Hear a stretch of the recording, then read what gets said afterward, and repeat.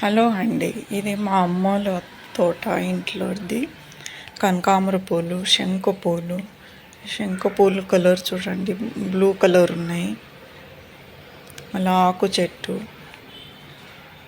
ఇది వంకాయ చెట్టు, వంకాయ పొడవుగా కలర్ ఎంత బాగున్నాయి.